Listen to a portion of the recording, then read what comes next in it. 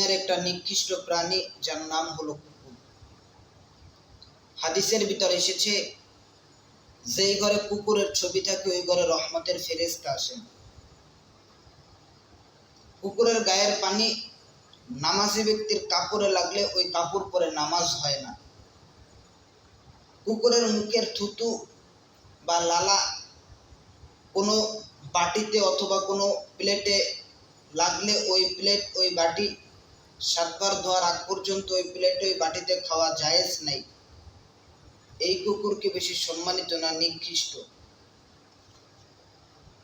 এই নিকৃষ্ট প্রাণী কুকুর 2 দিন 3 দিন ক্ষুধার্ত পেট নিয়ে রাস্তায় ঘোরাঘুরি করে। আপনি যদি আপনার বাড়ির বালতি থেকে পচা ভাত, পোড়া ভাত, হাড্ডি যদি এই কুকুরকে খাইতে দেন, দুনিয়ার নিকৃষ্ট প্রাণী কুকুর রাত জেগে জেগে আপনার বাড়ির দারোয়ানের ডিউটি পালন করে। শীতের রাতে আপনি পরিবার নিয়ে আরামের ঘুম ঘুমান, কুকুর আপনার বাড়িতে দারোয়ানের ডিউটি পালন করে। কারণ এই বাড়ির মালিক আমাকে খাবার দিয়েছে, আমাকে থাকার জায়গা দিয়েছে।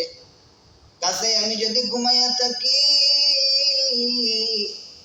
আমার মনিবের বাড়িতে শিয়াল এসে আমার মনিবের হাঁস মুরগি ধরে খাইতে পারে, চোর আসতে পারে আমার মনিবের বাড়িতে, ডাকাত আসতে পারে।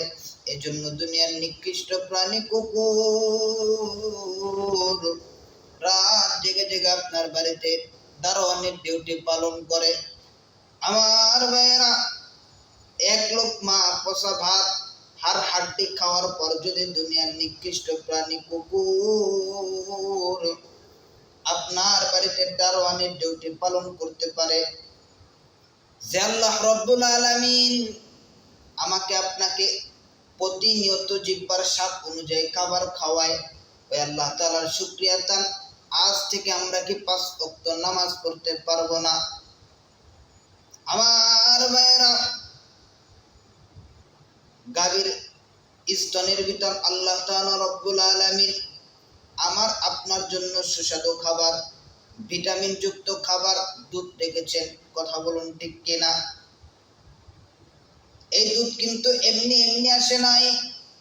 যখন আল্লাহ পাক গাভীর স্তনের ভিতর যখন আল্লাহ পাক গাভীর পেটের ভিতর বাচ্চা দিয়েছেন, এই বাচ্চার খাবারের জন্য আল্লাহ তাআলা গাভীর স্তনে দুধ দিয়েছেন। কথা বলুন ঠিক কিনা?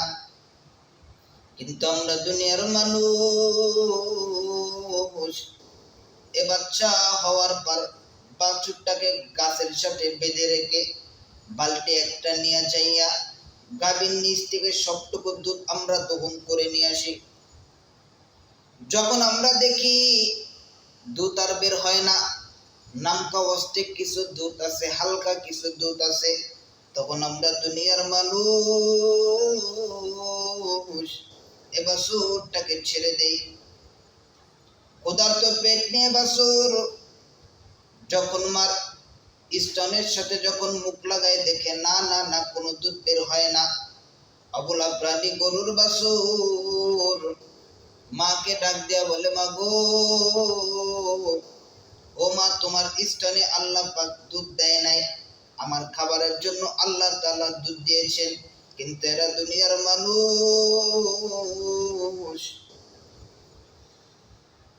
আমাকে জোরপূর্বক গাছের সাথে বেঁধে রেখে আমার সবটুকু খাবার এরা নিয়ে গেছে। মা কাজটা কি এরা ঠিক করেছে? সাহেবে হাইওয়াতুল হাইওয়ান লেখেন, গরু তার বাচ্চাকে কি বলে সান্ত্বনা দেবে? গরু তার জিহ্বা দ্বারা তার বাচ্চার পিঠ চেটে দেয় আর সান্ত্বনা দেয়। কলিজার টুকরা বাছুর, কষ্ট পাস না, ওরা মানুষ, আমরা গরু। আল্লাহ তাআলা রব্বুল আলামিন আমাদেরকে সৃষ্টি করেছে মানুষের খেদমতের জন্য। কাজে কলিজার টুকরা বাছুর, আমাদের চামড়া, আমাদের গোশত, আমাদের দুধ, আমাদের জীবন সবটুকুই মানুষের জন্য।